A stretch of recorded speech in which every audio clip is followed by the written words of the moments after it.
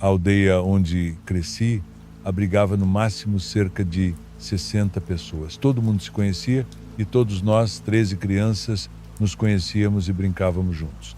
Naturalmente, alguns de nós nos agrupávamos e explorávamos a área circundante, já que não havia muito entretenimento naquela época. Em meados dos anos 90, na zona rural de Ohio, a vila era antiga e o máximo que pude encontrar sobre a documentação da vila foi que ela foi estabelecida nos anos 1800. Minha vila tinha uma única igreja no centro, uma antiga escola e logo ao lado um pasto. Atrás dela havia bosques densos cercando 3 dos 4 lados da pequena cidade. Meu pai cresceu na região e era cheio de lendas e histórias sobre o lugar. Uma das histórias mais marcantes era sobre um forte que era originalmente francês, que se tornou britânico e finalmente colonial americano na área. Ninguém sabia exatamente onde ele estava localizado, mas havia algumas menções a um pequeno forte na área. Uma das histórias sobre o forte era que ele era a principal rota comercial para as tribos nativas locais e para o influxo de colonos que chegavam à área. Naturalmente, os conflitos surgiram à medida que mais e mais pessoas se estabeleceram na área circundante. Eventualmente, todos os conflitos se seguiram entre os colonos e as tribos nativas. Dizem que o forte foi destruído por um incêndio. Pessoas de ambos os lados foram massacradas e, eventualmente, os nativos foram expulsos da área com a ajuda de uma milícia local. Meu pai sempre me disse que a terra não era boa, contaminada de certa forma com energia ruim. Creio que quando famílias inteiras são massacradas e destroçadas, isso pode causar alguns efeitos no local. Quando nós, crianças, estávamos brincando, sempre nos diziam 2 coisas. Se a floresta ficar quieta, você sai. Se seu nome for chamado quando estiver na floresta, não responda, vá para casa e nunca olhe para trás. Finja que você nunca ouviu. Então, quando eu tinha 10 anos, tive uma vontade insaciável de acampar. Era meados de agosto. Estava muito quente e abafado durante o dia, mas bastante ameno e fresco à noite. Reuni 2 amigos meus e contei a eles sobre isso. E ambos gostaram da ideia. Geralmente, ninguém acampava em nossa floresta. Meus pais e muitos outros não gostaram da ideia de um grupo de crianças de 10 a 12 anos acampar sozinho. Por fim, meu pai disse que poderíamos, desde que ele fosse conosco, para garantir que estávamos seguros. Concordei. E antes daquela noite, saí em busca de uma boa área para acampar. Eu queria explorar a área apenas para garantir que estava livre de detritos e pronta para tendas. A essa altura, eu já conhecia bem o povo da floresta e fiz minha oferenda antes de entrar na mata. Assim que cheguei a um local perto de um riacho, comecei a mover as coisas, retirando os gravetos, pedras grandes e fazendo uma fogueira, chegando ao ponto de abastecer-lo com fogo e jogar alguns gravetos maiores por perto para servir de combustível mais tarde. Eu estava tão encantado com o que estava fazendo e tão focado em deixar a área limpa, que quando fiquei satisfeito com o que tinha feito, percebi como tudo ao meu redor ficou silencioso. E quando digo silêncio, quero dizer silêncio mortal, sem pássaros, insetos, nem mesmo o vento. Eu imediatamente desliguei tudo o que estava fazendo e fiquei ali, olhando em volta, desacelerando minha respiração, apenas tentando ouvir o som mais fraco que conseguia. Não sei quanto tempo fiquei ali imóvel, e então, ao longe, ouvi o chamado de um corvo e quase imediatamente comecei a ouvir um leve assobio do vento nas árvores. Os pelos dos meus braços e pescoço estavam arrepiados e eu imaginei que talvez fosse só eu fazendo uma confusão, que tudo por perto estava como sempre foi. Contente com esse raciocínio lógico, comecei a voltar para casa para fazer as malas para passar a noite. Por volta das 18 horas daquela noite, meus 2 amigos chegaram com barracas e mochilas e eu e meu pai estávamos terminando o jantar. Nós 4 nos preparamos com tudo o que precisávamos e começamos a seguir até o local que eu havia preparado. Nada de muito digno de nota aconteceu no local, mesmo depois de montarmos nossas barracas e acendermos o fogo. Parecia que seria uma noite muito divertida e bastante agradável. Assim que começamos a nos preparar para entrar em nossas barracas para passar a noite, por volta das 11, o vento começou a aumentar. E meu pai disse que talvez chovesse, mas ele não parecia satisfeito, pois meu pai adorava a chuva. Era como se ele sentisse que algo estava errado, e não demorou muito para que todos nós começássemos a nos sentir assim também.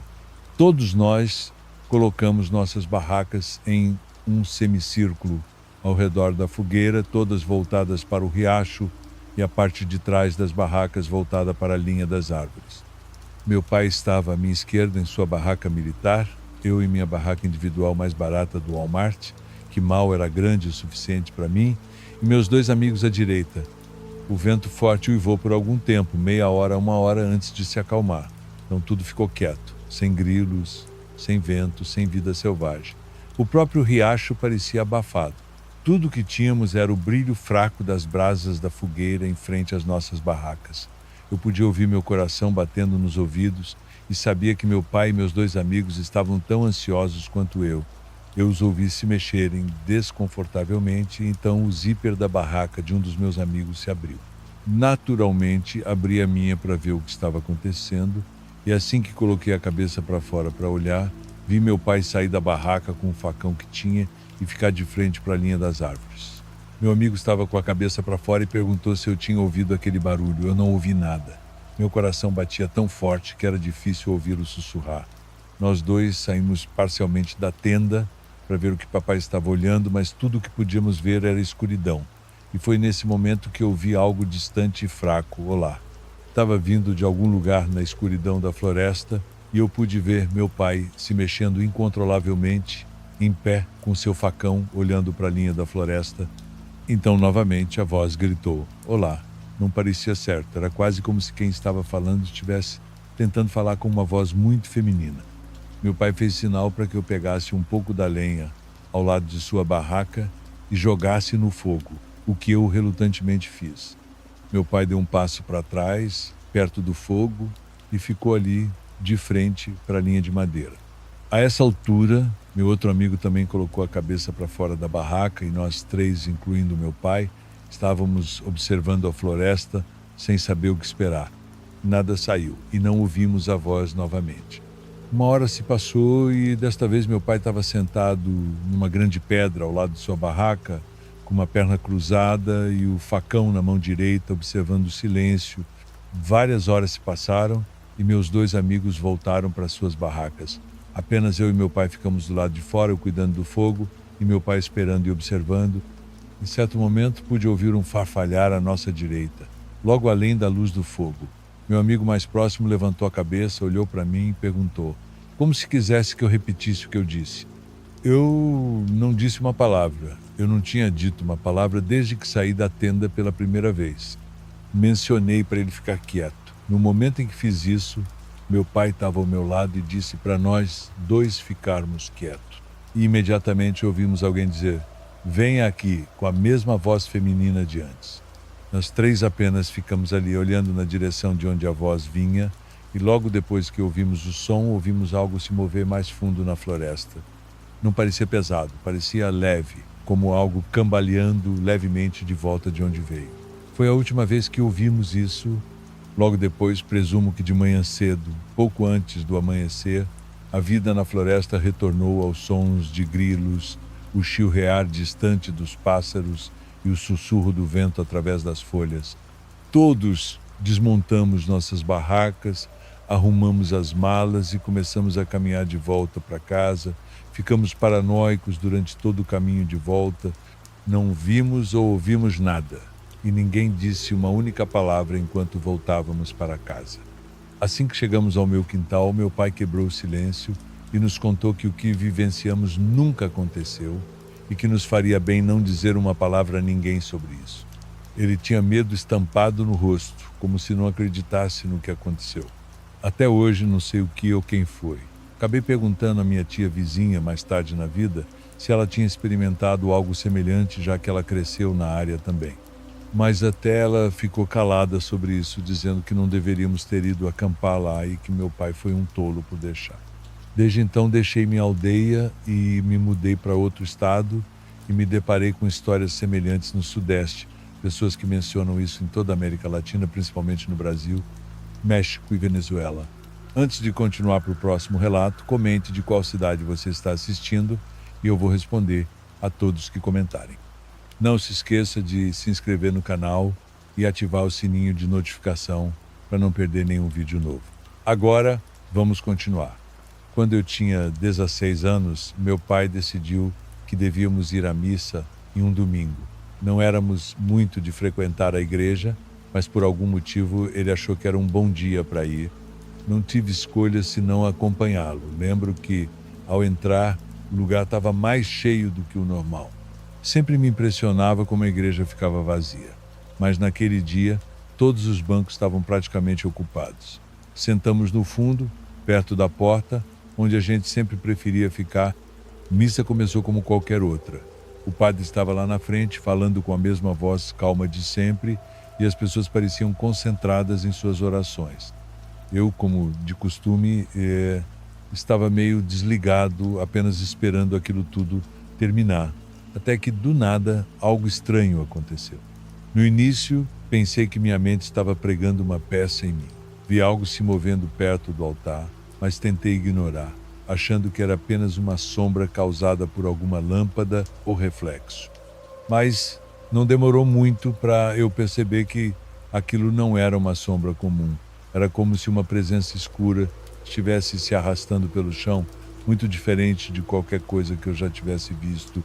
Não tinha forma definida, mas era claramente visível, se movendo lentamente de um lado para o outro.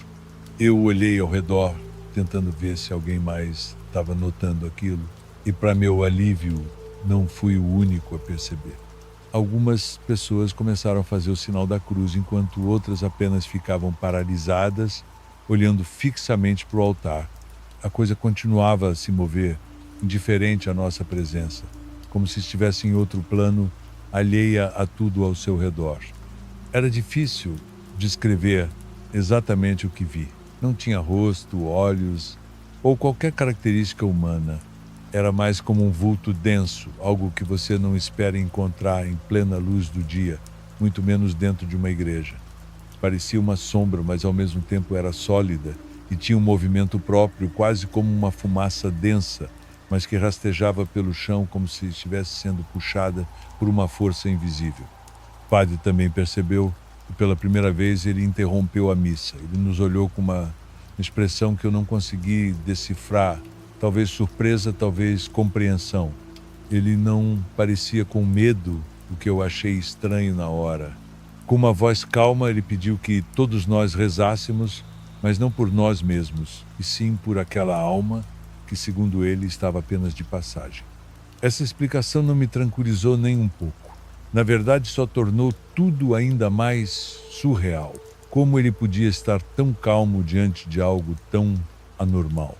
Talvez por ser um homem de fé, ele acreditasse que aquilo fosse algo natural, algo que podia ser resolvido com oração. Mas para mim aquilo era um mistério além do que eu podia entender.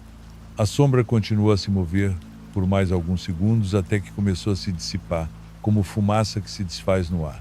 Foi estranho ver algo tão sólido se dissolver dessa maneira. Eu fiquei ali, parado, tentando processar o que havia acabado de testemunhar. Quando olhei para meu pai, ele estava com a testa franzida, mas também não parecia assustado, apenas confuso, como se estivesse tentando entender se aquilo era real ou fruto da nossa imaginação coletiva. A missa terminou em um silêncio desconfortável. Ninguém falou sobre o que viu, mas eu podia sentir que todos estavam inquietos. Na saída, enquanto caminhávamos até o carro, perguntei ao meu pai o que ele achava que tinha acontecido. Ele apenas balançou a cabeça e disse: há coisas que a gente não entende, mas que não significa que não existem. Desde então, eu nunca mais consegui olhar para aquela igreja da mesma maneira. Toda vez que passo por lá, lembro da sombra, do peso que senti naquele momento e das orações que fizemos, não por nós, mas por aquilo que nos visitou naquela manhã de domingo. Não sei o que era nem de onde veio, mas sei que algo além da nossa compreensão estava lá com a gente. Hoje, depois de anos, ainda penso naquele dia e me pergunto se aquilo foi um aviso, uma mensagem ou simplesmente uma manifestação do desconhecido. Talvez eu nunca saiba a verdade, mas uma coisa é certa. Aquela experiência me mostrou que o mundo é muito mais estranho do que podemos imaginar. Se você está gostando dos relatos, curta o vídeo e ajude o canal a crescer. Agradeço a todos pelo apoio. Agora vamos continuar. Desde pequena, minha avó me contava histórias sobre a casa onde morava. Ela dizia que era assombrada. Eu nunca soube se devia acreditar. Sempre achei que eram histórias típicas de avó, só para puxar conversa. Ela era muito devota, tanto que rezava o terço todos os dias, sem falta. Mas havia algo estranho nisso, porque toda vez que ela fazia isso, aconteciam coisas estranhas. Nunca vi nada, mas as histórias que ela me contava pareciam muito reais. Minha avó dizia que havia uma presença na casa, algo que só aparecia quando ela orava. Achei que talvez fosse a imaginação dela devido à idade, à solidão ou algo parecido, mas ela estava convencida de que era verdade. Não sei, é difícil explicar. A única coisa que sei é que minha avó nunca mentiu para mim sobre nada, e isso inclui suas histórias. O primeiro encontro foi algo que minha avó nunca esqueceu. Foi numa noite em que meus pais estavam visitando a casa e ficaram lá. Todos já estavam dormindo e ela ficou no quarto rezando o terço. A casa estava em silêncio, apenas os ruídos normais podiam ser ouvidos, madeira rangendo, vento lá fora. Mas então, enquanto orava, ela disse que sentiu algo estranho, como uma mudança no ar, uma sensação pesada, como quando você sente que alguém está te observando, só que não há mais ninguém no quarto. Ela dormia sozinha. Minha avó continuou orando, tentando ignorar esse sentimento. Mas então ela viu algo. A princípio, ela pensou que seus olhos a estavam enganando, pois não conseguia enxergar muito bem devido a complicações do diabetes. Mas ela garante que estava lá. Uma sombra mais escura, mais densa que o normal. Estava no canto do quarto. Minha avó disse que congelou, não sabia se deveria orar ou correr. Mas com problemas nos joelhos, correr não era realmente uma opção. Então ela fez a única coisa que podia, fechou os olhos e orou mais. Acho que ela esperava que quando os abrisse novamente, tudo voltasse ao normal. Mas quando ela os abriu, a sombra ainda estava lá, só que desta vez parecia ter chegado um pouco mais perto. Não fez nenhum barulho, estava simplesmente lá, observando-a. Minha avó não me contou muito mais sobre aquele encontro. A última coisa que sei é que ela parou de olhar e focou o olhar diretamente para frente. Em algum momento, a sombra desapareceu. Depois disso, as coisas nunca mais foram as mesmas. Quando rezava, sempre sentia essa presença, aquela sensação de estar sendo observada. Isso não acontecia todas as noites, mas com frequência suficiente para ela perceber. E era sempre quando estava sozinha, nunca quando havia mais pessoas por perto. Minha avó não parou de rezar o texto depois disso, mas começou a fazer isso durante o dia ou quando havia pessoas em casa. Ela disse que, de alguma forma, isso a fez se sentir mais segura, como se uma força maior a pedisse para fazer assim. Embora ela nunca parasse de olhar de soslaio para o canto de seu quarto, nunca mais viu a sombra tão claramente como da primeira vez. A sensação de que algo estava ali com ela nunca desapareceu. Ela morreu há 2 anos. A casa ficou vazia por um tempo até que decidi me mudar para lá. Não era por apego, confesso que nem gostava muito do lugar, mas era o único imóvel que tínhamos em nosso nome e eu estava sem condições de pagar aluguel. Foi uma decisão prática. Me arrependi já na primeira semana. A casa tem um cheiro antigo que não importa o quanto você limpe, ele sempre volta. A madeira do assoalho parece ter vida própria, como se estivesse constantemente se ajustando a algo que eu não consigo ver. A luz do quarto principal pisca de forma irregular desde o dia em que me instalei, mesmo depois de trocar a lâmpada. Dormir ali era um desafio. Comecei usando o mesmo quarto da minha avó e isso foi um erro. Não demorou para começar a perceber coisas que antes só existiam nas histórias dela. Na primeira noite, acordei de madrugada com a porta do armário entreaberta. Tenho certeza de que a fechei antes de dormir. Tentei ignorar. Talvez eu estivesse cansado. Mas na noite seguinte, enquanto escovava os dentes, ouvi passos lentos no corredor. Meus pés congelaram no chão. Eu estava sozinho. Fui até lá, devagar, segurando o celular como se aquilo fosse me proteger de alguma coisa. Não tinha ninguém. O corredor estava escuro, silencioso, parado. Fechei as portas, verifiquei todas as janelas, voltei para o quarto e deixei a luz acesa. As coisas pioraram. Um dia ouvi minha avó rezando, isso mesmo, a voz dela, baixa, firme, do jeito que eu lembrava. Estava na sala e o som vinha do quarto. Eu me aproximei com o coração acelerado, tremendo sem saber porquê. Quando empurrei a porta, só encontrei o vazio.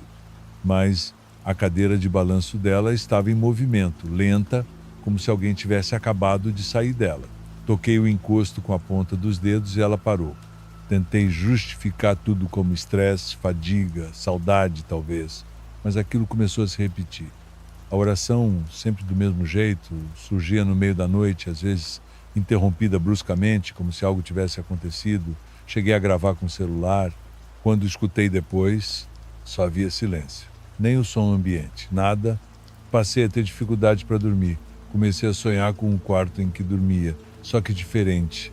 A madeira parecia mais escura, as paredes mais estreitas. E no canto, sempre no mesmo canto, havia algo ali. Eu nunca conseguia ver com clareza, mas sabia que estava olhando. No sonho, eu tentava sair, mas não conseguia mover as pernas. Era como se o chão me puxasse para baixo, centímetro por centímetro, até eu acordar gritando. Certa noite, depois de uma dessas experiências, acordei com um terço da minha avó sobre meu peito. Eu não mexia naquela gaveta há semanas.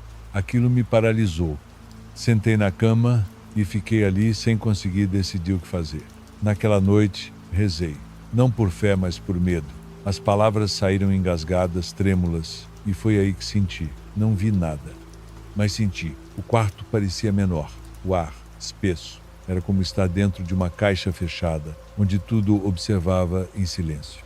Durante o dia comecei a encontrar pequenos sinais, marcas nas paredes que pareciam feitas por unhas, pequenos cortes na madeira do batente da porta, objetos fora do lugar.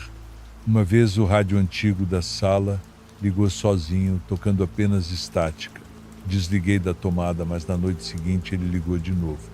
Pensei em sair dali, claro, mas me sentia preso, como se parte de mim não pudesse mais abandonar aquele lugar. Comecei a ter lapsos de tempo, horas que passavam e eu não sabia o que tinha feito. Uma tarde inteira sumiu da minha memória. Só percebi quando vi o fogão aceso com a chaleira derretendo. Fui até a igreja da vila. Contei parte do que estava acontecendo. O padre me ouviu com atenção, mas o que mais me marcou foi o que ele disse no fim. Tem lugares que não querem ser esquecidos. Talvez sua avó nunca tenha estado sozinha. Voltei para casa com essa frase martelando na cabeça. Aquela noite foi a pior de todas.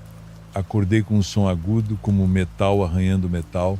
Saí do quarto e a porta da cozinha estava aberta. O frio da madrugada entrou como um soco.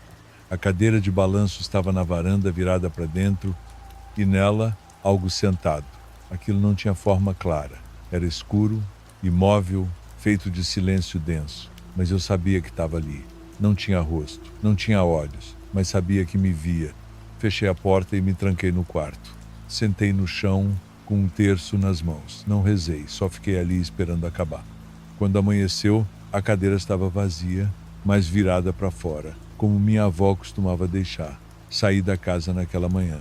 Nunca mais voltei. Hoje ela está fechada. O mato tomou conta do quintal. Às vezes passo na estrada próxima e sempre olho para a varanda. A cadeira ainda está lá.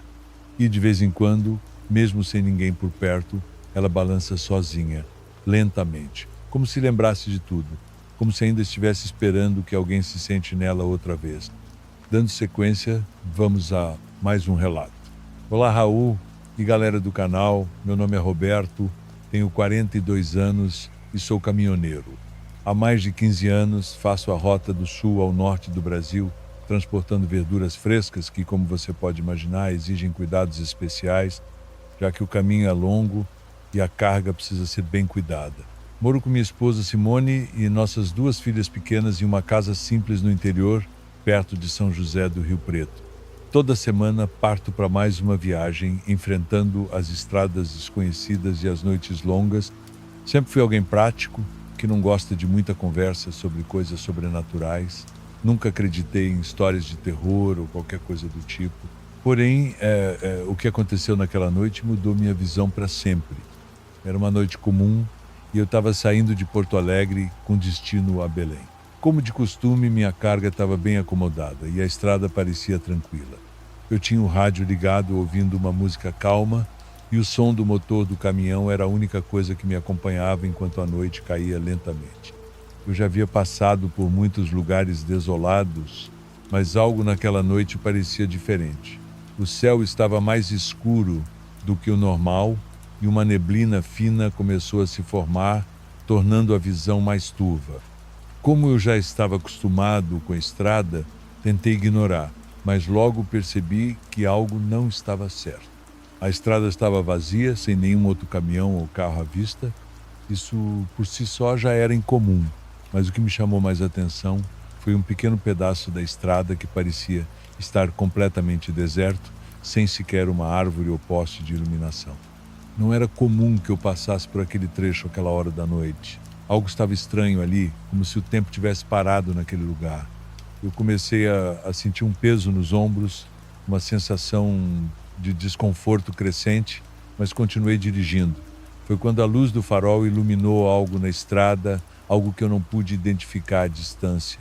A princípio pensei que fosse um animal qualquer atravessando a pista, mas ao me aproximar vi que não era bem isso. Era uma silhueta humana, parada bem no meio da estrada. Quando me aproximei mais, pude distinguir os detalhes. Era um homem magro, com os olhos fixos em mim, sem se mover. Ele estava vestido com roupa simples, mas suas mãos estavam estendidas para frente, como se me pedisse algo. Eu diminui a velocidade, mas quando passei por ele, o homem simplesmente desapareceu. Não houve nada mais, nenhum som, nenhum movimento. Apenas a sensação de que algo estava errado, muito errado. Eu acelerei o caminhão e continuei o trajeto, tentando afastar o ocorrido da minha mente, mas o peso no peito só aumentava. Naquela noite, minha mente começou a me pregar peças. A cada curva, eu tinha a impressão de que algo me observava. As luzes dos faróis pareciam se distorcer, criando sombras estranhas ao longo da estrada. O rádio do caminhão, que sempre funcionou bem, começou a falhar. As músicas se interrompiam e, em vez disso, havia um chiado insuportável. Foi aí que algo mais perturbador aconteceu. Uma voz quase inaudível começou a surgir entre o chiado. Não era uma voz humana, mas algo que parecia vir de algum lugar muito distante, como se estivesse falando de outra dimensão. Eu tentei desligar o rádio, mas não consegui. A voz parecia estar dentro do meu próprio corpo, reverberando em minha cabeça. Eu estava começando a perder a razão quando vi à distância uma luz brilhante.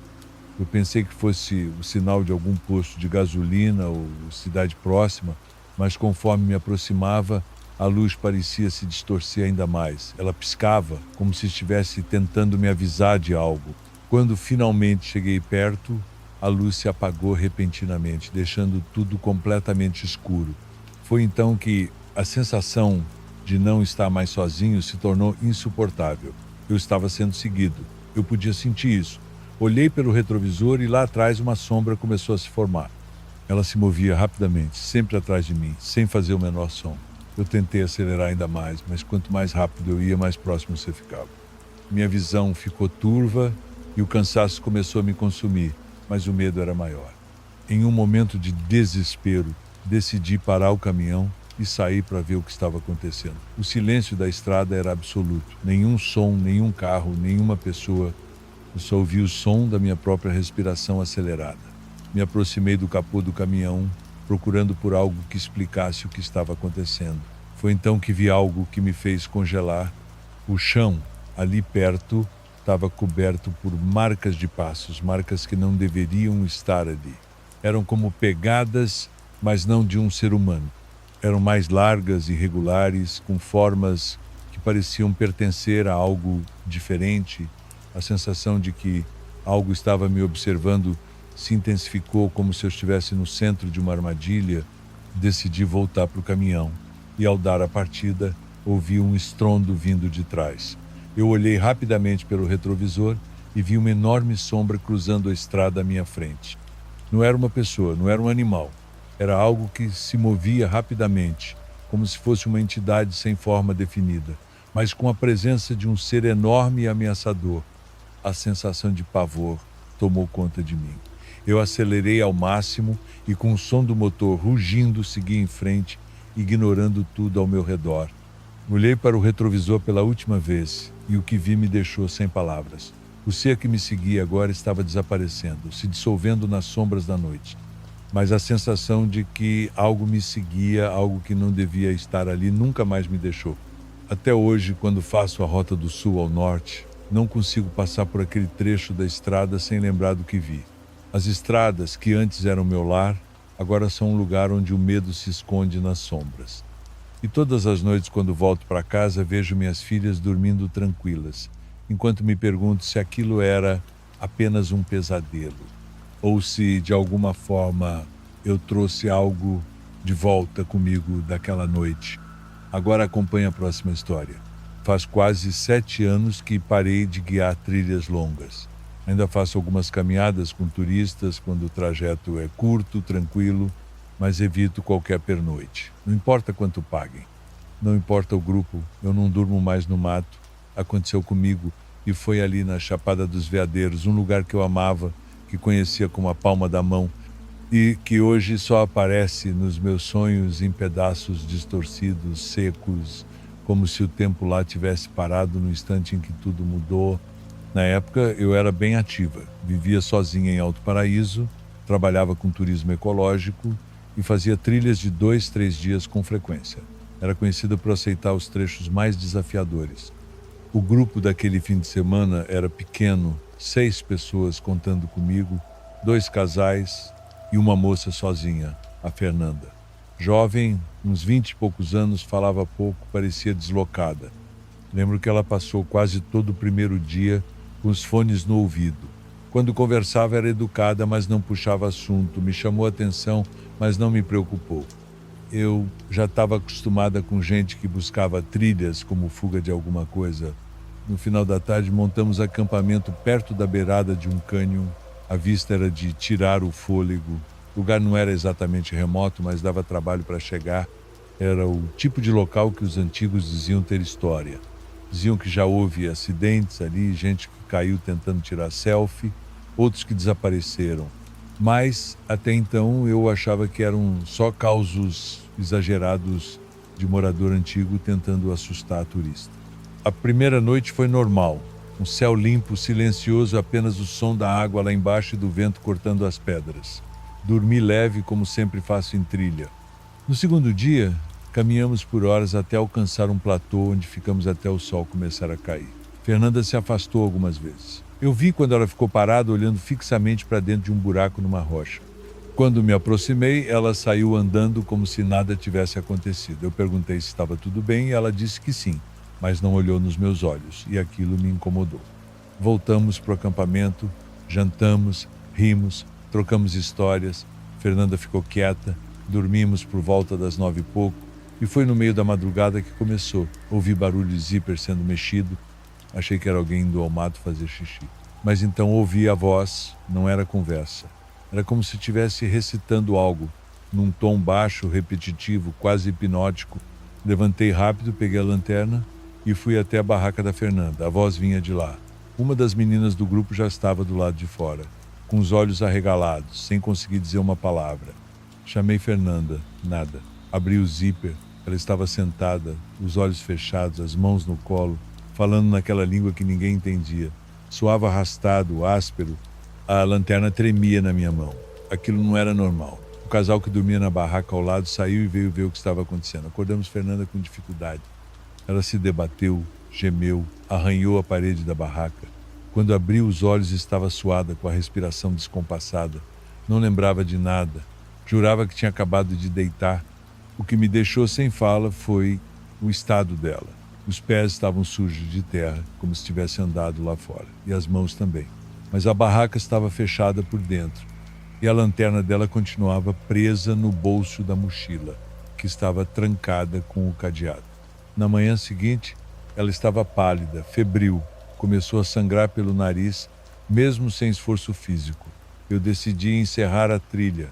Disse que era por segurança, por causa da saúde dela, mas por dentro eu sabia que não queria mais passar outra noite naquele lugar. Durante o caminho de volta, Fernanda desmaiou 2 vezes. E quando acordava, olhava ao redor como se não reconhecesse o ambiente. Nenhuma dessas vezes perguntou onde estava sua mãe em detalhe. Ela viajava sozinha e não tinha mencionado a mãe em nenhum momento. Voltamos para Alto Paraíso no fim do dia. Eu mesma levei Fernanda ao posto de saúde. Os exames não mostraram nada grave. A febre sumiu no dia seguinte, mas algo nela tinha mudado. Os outros participantes do grupo tentaram contato depois, mas ela nunca respondeu. Ficamos sabendo que ela cancelou todos os compromissos de viagem e voltou para casa antes da hora. Nunca mais quis acampar. Nunca mais saiu do próprio estado, segundo uma das meninas que manteve contato com ela por um tempo. Eu tentei racionalizar. Talvez fosse sonambulismo, algum surto, mas cada vez que fecho os olhos e me lembro daquele som, daquela voz que não parecia humana, algo dentro de mim aperta. Aquilo não veio de sonho, não era invenção. E o mais estranho, semanas depois, voltei àquele ponto do cânion sozinha durante o dia. Não sei porquê, queria encarar o medo, talvez, mas ali no exato lugar onde montamos as barracas encontrei marcas no chão, como de mãos. Não eram pegadas, eram mãos mesmo abertas, pressionadas contra a terra em várias direções. Algumas parcialmente apagadas, outras mais recentes. Eu nunca contei isso para ninguém, com todos os detalhes, nem para minha família, mas eu sei o que vi. E sei que tem lugares onde a terra não esquece, onde o que caiu continua por perto, esperando. A gente só sente quando está lá, de verdade, e depois fica impossível desver. Por favor, se inscreva se você estiver gostando. Agora vamos continuar. Eu nunca fui um homem que acreditava no sobrenatural, mas o que aconteceu comigo naquela noite no hospital mudou minha percepção de uma maneira que jamais imaginei ser possível. Eu era um dos poucos médicos de plantão em um hospital antigo de Curitiba, um prédio que carregava em suas paredes a história de décadas de sofrimento e cura. Entre os corredores sombrios, havia uma sala de cirurgia que todos evitavam. A história que circulava entre os funcionários era que, na década de 1930, um cirurgião sádico realizava ali suas operações sem anestesia, causando dor e terror aos pacientes. Era uma história antiga, contada para assustar os novos médicos, ou ao menos era o que eu acreditava. Certa noite, fui chamado às pressas para uma emergência. O paciente havia sofrido um acidente grave e a única sala disponível era justamente aquela que todos evitavam, a sala 304. Senti um arrepio percorrer minha pele, mas não havia tempo para hesitações. Um paciente precisava de mim, e minha responsabilidade como médico vinha antes de qualquer superstição. Com determinação, me dirigi àquela sala, mesmo com o coração pesado. Ao abrir a porta, fui recebido por um ambiente estranhamente silencioso. O ar estava denso e a luz piscava levemente, como se houvesse algo errado com a eletricidade. A equipe médica já estava lá, mas havia algo diferente neles. Eles se moviam de forma lenta, quase como se estivessem em transe. Não havia a habitual comunicação, o que me incomodou profundamente. O paciente estava deitado na mesa de cirurgia, coberto por um lençol branco. Quando me aproximei e levantei o tecido, vi algo que congelou minha mente. O homem estava acordado, seus olhos arregalados, fixos no teto, mas não havia qualquer som vindo de sua boca. Ele parecia em choque, incapaz de se mover ou reagir. Sua pele estava pálida e seus lábios tremiam levemente, como se estivesse tentando falar, mas nenhuma palavra saía. Antes que eu pudesse entender o que estava acontecendo, as luzes piscaram violentamente, mergulhando a sala em breves momentos de escuridão. Foi então que vi, no canto da sala, um homem que eu jamais havia visto antes. Vestido com um jaleco ensanguentado, ele me observava com um sorriso que transbordava algo além do humano. Em suas mãos ele segurava uma serra cirúrgica antiga, daquelas que não se usam mais. O som de metal contra metal rasgou o silêncio e, de repente, o ruído perturbador de ossos sendo cortados preencheu a sala. O som era quase ensurdecedor, mas o mais assustador foi perceber que ninguém mais parecia ouvir ou notar o que estava acontecendo. Tentei me mover, gritar, mas meu corpo estava paralisado, como se estivesse preso em um pesadelo do qual não conseguia acordar. A cena à minha frente se desdobrava em um horror que parecia estar fora do tempo e da realidade. O homem com a serra se aproximou do paciente e eu podia ver claramente a expressão de dor e terror no rosto daquele pobre homem na mesa. O som da serra entrando na carne, triturando ossos, foi algo que nunca sairá da minha mente. Por um momento pensei que eu estava ficando louco, que aquilo era apenas fruto de uma exaustão extrema, uma alucinação causada pelo estresse. Mas quando as luzes finalmente voltaram ao normal, a realidade me atingiu com força. O paciente estava morto, sua expressão congelada em um grito silencioso, seus olhos abertos em um terror que eu nunca tinha visto antes. A sala estava em silêncio mortal e a equipe médica continuava em seu estado quase catatônico, como se nada tivesse acontecido. Saí daquela sala o mais rápido que pude, meu coração batendo descontroladamente. Tentei me convencer de que tudo aquilo não passava de uma alucinação, de que o paciente já estava morto quando entrei e que minha mente de alguma forma havia pregado uma peça em mim, mas algo dentro de mim sabia que não era assim tão simples. Aquilo que eu vi e ouvi não poderia ser explicado racionalmente. Depois daquela noite, evitei a sala 304 a todo custo. Mesmo quando minhas responsabilidades me levavam perto daquele corredor, eu sentia algo errado, como se os gritos e o som daquela serra ainda estivessem presentes, sempre à espreita. Passei a evitar o hospital durante as noites, pedindo para trocar de plantão sempre que possível, mas as memórias nunca me deixaram. Anos se passaram desde então e eu deixei aquele hospital buscando trabalhar em outro lugar, mais moderno e livre das histórias antigas. Mas a verdade é que, de alguma forma, aquilo que aconteceu nunca me deixou. Às vezes, em momentos de silêncio, ouço aquele som de serra novamente e uma sensação terrível se apodera de mim. Já pensei em buscar ajuda, em falar com alguém sobre isso, mas algo me impede. Talvez, em algum nível, eu saiba que o que aconteceu naquela sala não pertence a este mundo e que falar sobre isso pode trazer à tona algo que deveria permanecer esquecido. Não se esqueça de curtir o vídeo. Agora vamos a mais um relato. Minha irmã mais velha tem uma sensibilidade especial em relação ao paranormal. Ao contrário dela, a coisa mais estranha que já aconteceu comigo foi ouvir meu nome ser chamado em salas vazias. Eu nunca vi nada, mas, por outro lado, minha irmã tem várias histórias que, honestamente, podem ser assustadoras, principalmente pela maneira como elas contam. Essas experiências me fizeram gerar um profundo respeito por esses fenômenos. Minha mãe se relacionava com um homem que conhecia vários lugares interessantes no estado onde moramos. Em um desses locais, existe uma igreja notavelmente localizada no topo de uma colina.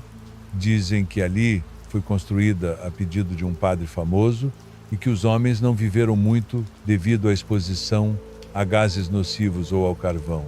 Não estou muito familiarizado com os detalhes dessa história, mas li online que, como tradição, o noivo deve carregar sua futura esposa escada acima até a igreja para mostrar seu verdadeiro amor. Esse ato poderia explicar a localização incomum da igreja.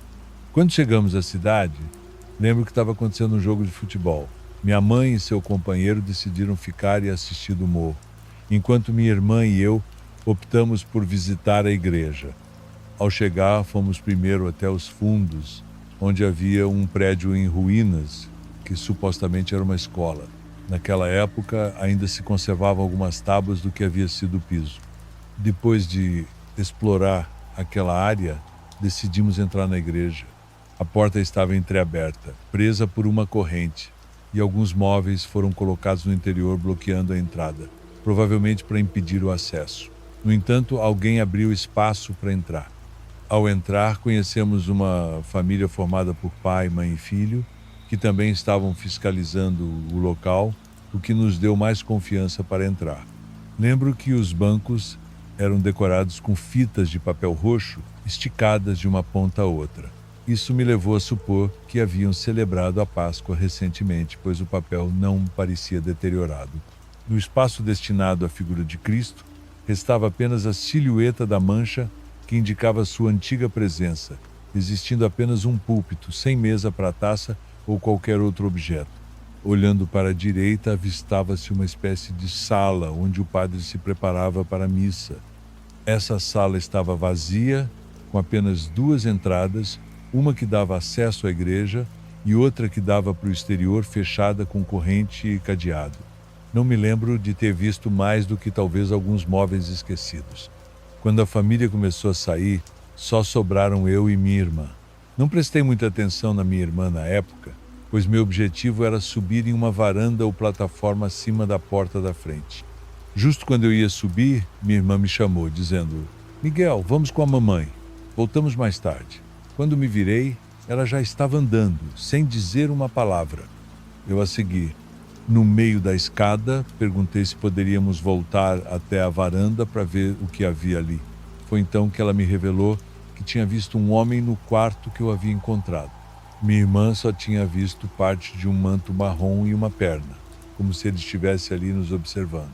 Embora inicialmente eu duvidasse de sua história, esse evento se tornou uma anedota intrigante. Anos depois, trabalhando em uma loja de conveniência, li uma seção no jornal sobre experiências paranormais, onde eram mencionadas pessoas que tinham visto um monge com uma túnica marrom naquela mesma igreja.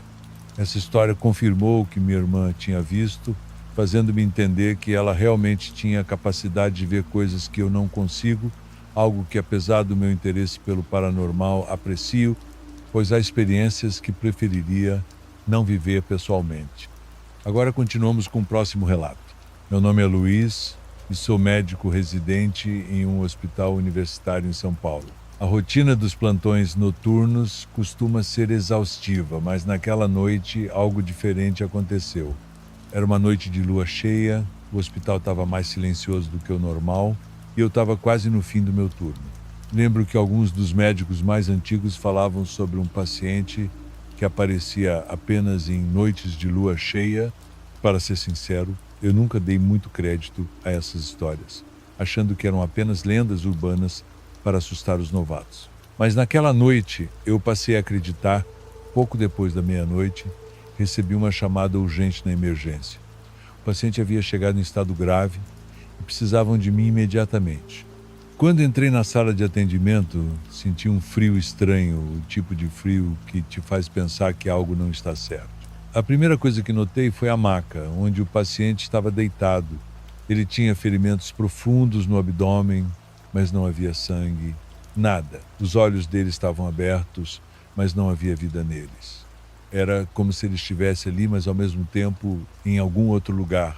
Eu me aproximei com cuidado, tentando entender o que estava acontecendo. Quando me inclinei para verificar os sinais vitais, ele agarrou meu braço com uma força surpreendente. Foi um choque. A dor que senti foi como se algo estivesse cravado na minha pele, mas não havia nada visível. Ele começou a murmurar algo, uma espécie de lamento que eu não conseguia compreender. Seus olhos, vazios e frios, estavam fixos em mim. Então, de repente, ele parou de se mexer. Antes que eu pudesse reagir, ele simplesmente desapareceu. Não foi um desmaio. Ele literalmente sumiu na minha frente. A maca ficou vazia, como se ele nunca tivesse estado ali. Eu fiquei paralisado por alguns segundos, tentando processar o que havia acabado de acontecer. O prontuário que comecei a preencher também estava em branco, como se eu nunca tivesse escrito nada. Eu saí da sala o mais rápido que pude, mas a sensação de frio e a dor no meu braço continuaram. Fui para a enfermaria, mas não consegui dizer nada a ninguém. Quem acreditaria numa história dessas? Desde aquela noite, toda vez que a lua cheia aparece, sinto a mesma dor no braço e ouço um murmúrio distante, como se ele estivesse me chamando de volta. Eu pensei em deixar o hospital, mas algo me impede. Talvez seja o medo de que, se eu sair, ele me siga. Não sei o que aquele paciente era, ou o que ele queria, mas sei que aquela noite mudou algo em mim. Agora, todas as vezes que estou de plantão em noites de lua cheia, fico esperando que ele apareça novamente, e dessa vez não sei se terei a chance de escapar. Já teve alguma experiência parecida com essas? Comenta aí, quero saber se tem história sua também. E vamos para mais um próximo relato. Meu nome é Rafael, trabalhei por quase 8 anos como segurança noturno em um hospital antigo no centro de São Paulo. Nunca tive grandes ambições. Gosto da rotina, do silêncio da madrugada, de andar sozinho pelos corredores enquanto os outros dormem. Não sou do tipo impressionável, mas também não sou do tipo que desafia o que não entende. Eu escuto, observo e sigo o meu caminho. Sempre fui assim. O hospital onde eu trabalhava era um prédio velho, daqueles com paredes grossas e janelas altas, construído numa época em que se acreditava que luz e ventilação curavam qualquer coisa. Tinha uma beleza esquecida nos detalhes do piso de madeira, nas colunas cobertas de tinta descascada, nos azulejos que pareciam ter sido postos à mão, mas também havia um peso ali, algo que parecia estar entranhado nas paredes. Não era algo que se via, era algo que se sentia, mesmo que ninguém falasse disso abertamente. Havia um quarto, o 303, que ficava numa ala desativada do terceiro andar. Os corredores dessa ala estavam sempre trancados, Não por segurança, mas por receio, era o que os outros diziam. A história é que, nos anos 60, um médico surtou e matou 3 pacientes com um bisturi, todos em silêncio, durante uma madrugada qualquer. Dizem que ele se trancou depois no 303 e se matou de uma forma que ninguém nunca conseguiu entender direito. O prontuário desapareceu. O nome dele também era como se o hospital quisesse apagar aquilo da memória, mas os boatos ficaram.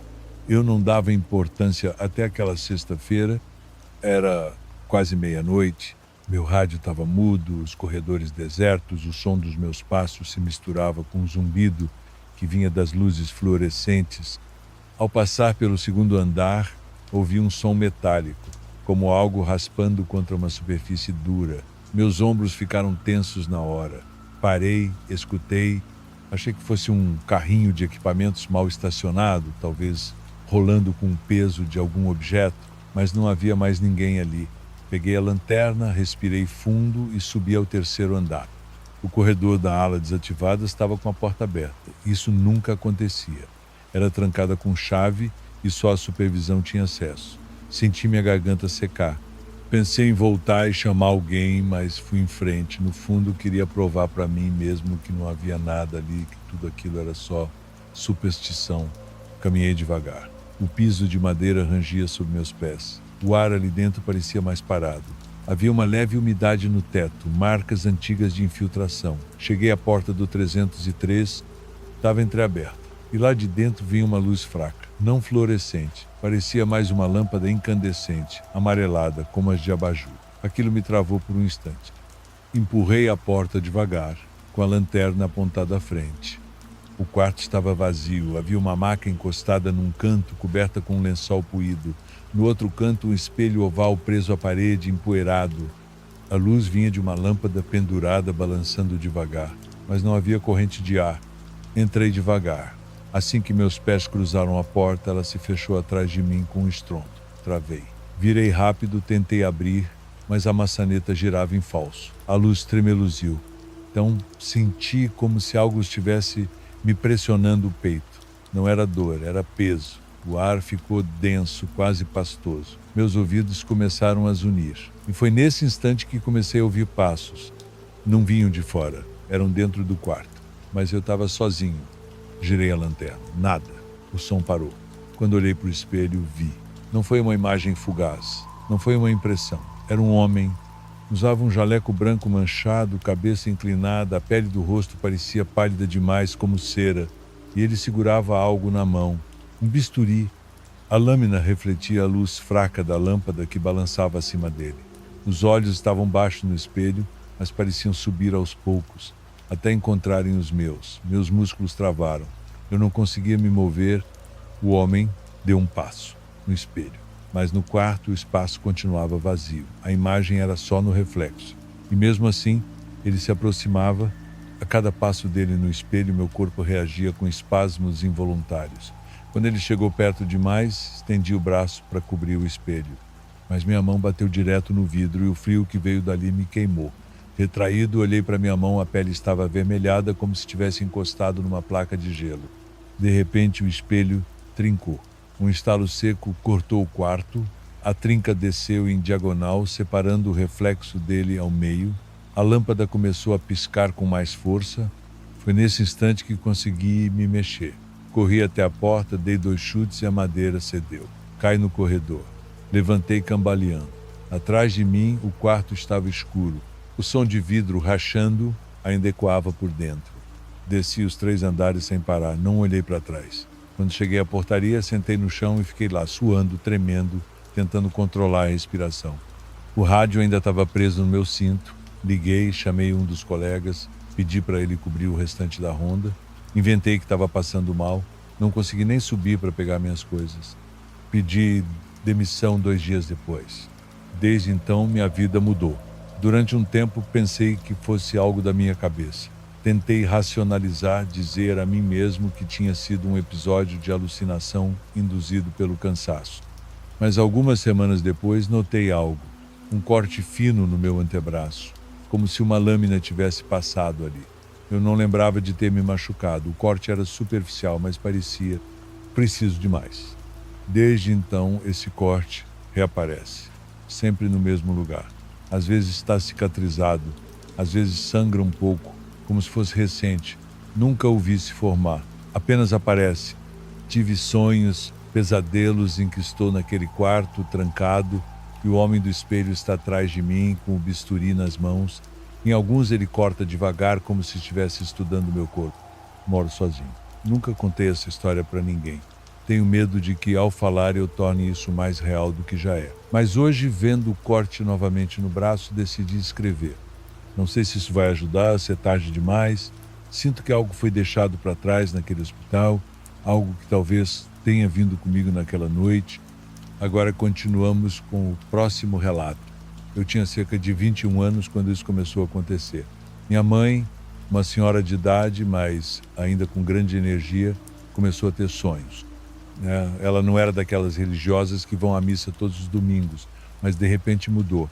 Ela começou a sonhar que Deus falava com ela, que lhe dizia para ir à igreja, e ela, sem pensar duas vezes, obedeceu. Lembro-me da primeira vez que a vi sair da cama no meio da noite. Eram 3 da manhã. Fui ao banheiro e a vi se vestindo. "Mãe, o que você está fazendo?" Perguntei-lhe. Ela, com aquele olhar sério que tinha quando algo realmente importava para ela, me disse: "Tenho que ir à igreja. Sonhei que Deus me pediu." Eu estava sonolenta e confusa. Apenas balancei a cabeça e voltei para a cama. Não foi algo de uma noite, estava se tornando mais frequente, às vezes tarde da noite, outras vezes de manhã cedo. Cada sonho era uma ordem para ela. A igreja tinha missas à meia-noite e às 6 da manhã. E lá estava ela, participando como se sua vida dependesse disso. No início pensei que fosse algo temporário, mas com o passar das semanas tornou-se uma rotina. Certa manhã, enquanto tomávamos o café da manhã, perguntei por que ela fazia isso, por que aqueles sonhos eram tão importantes para ela. Ela olhou para mim e por um segundo vi algo em seus olhos: medo.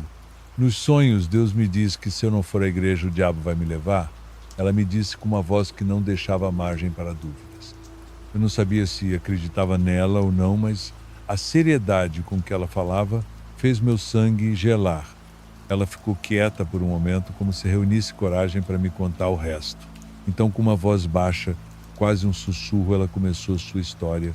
Tudo começou numa noite em que sonhei que tinha que ir à missa à meia-noite. Cheguei à igreja e ela estava quase vazia, apenas algumas pessoas espalhadas pelos bancos. Sentei-me em um deles, fechei os olhos e comecei a orar. Mas minha filha, no meio da oração, senti algo estranho, como uma presença se aproximando de mim.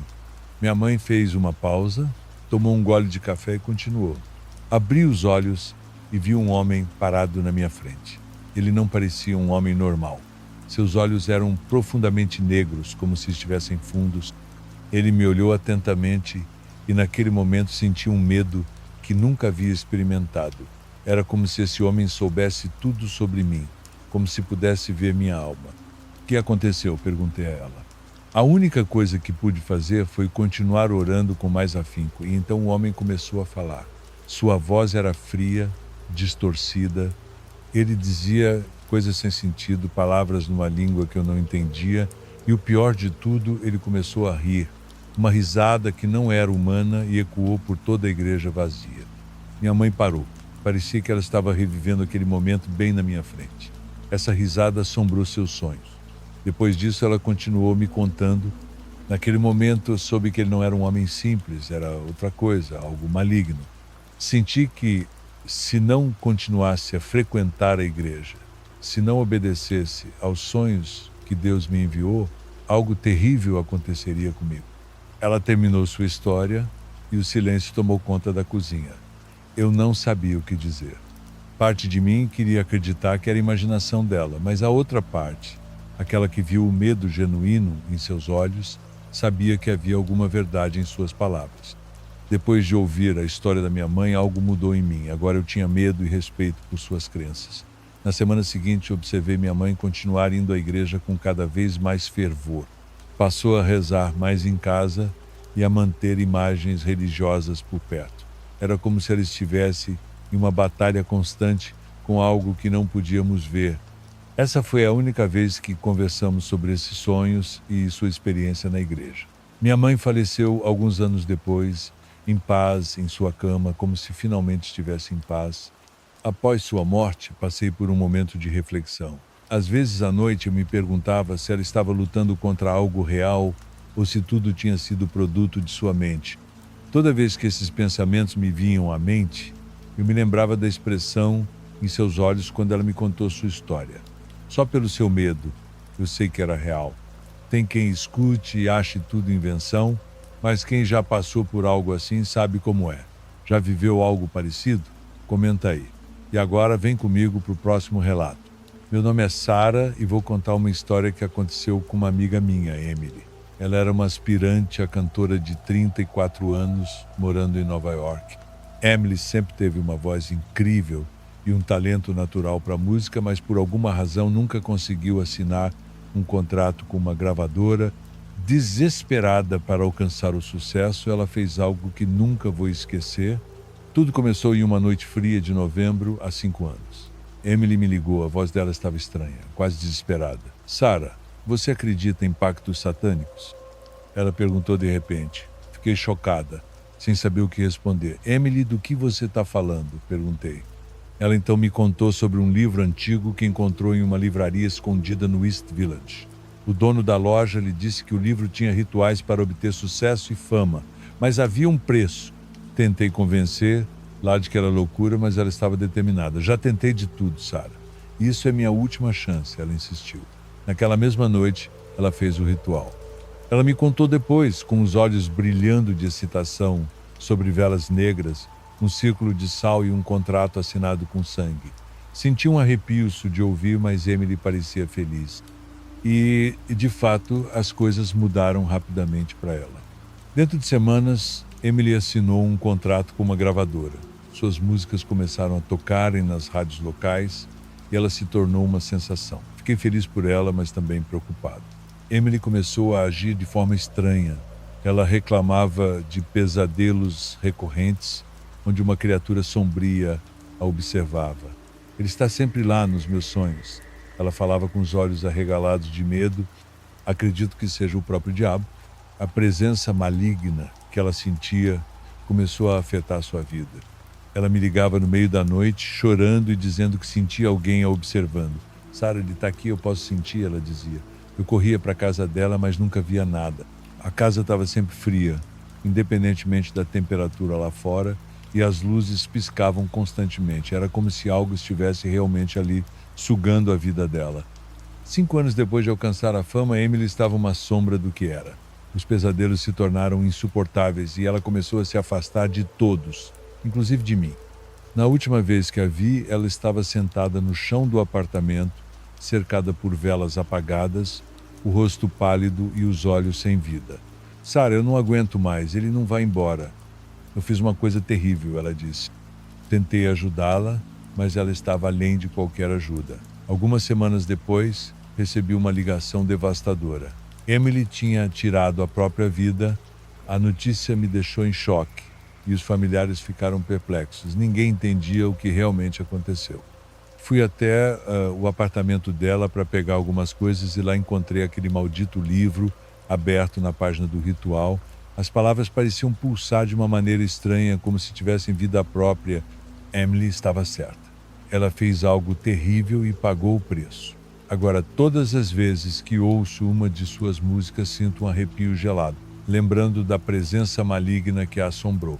Ela queria tanto a fama e conseguiu, mas ao custo de sua alma e sanidade. Eu me mudei de Nova York, tentando deixar tudo isso para trás, mas a história de Emily ainda me persegue.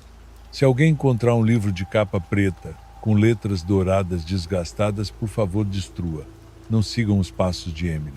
Alguns mistérios e segredos devem permanecer enterrados. A fama não vale o preço da sua alma. Chegamos ao fim dos relatos de hoje. Meu muito obrigado a todos que assistiram, em especial aos inscritos do canal. Nos vemos no próximo vídeo. Um grande abraço, amigo Raul.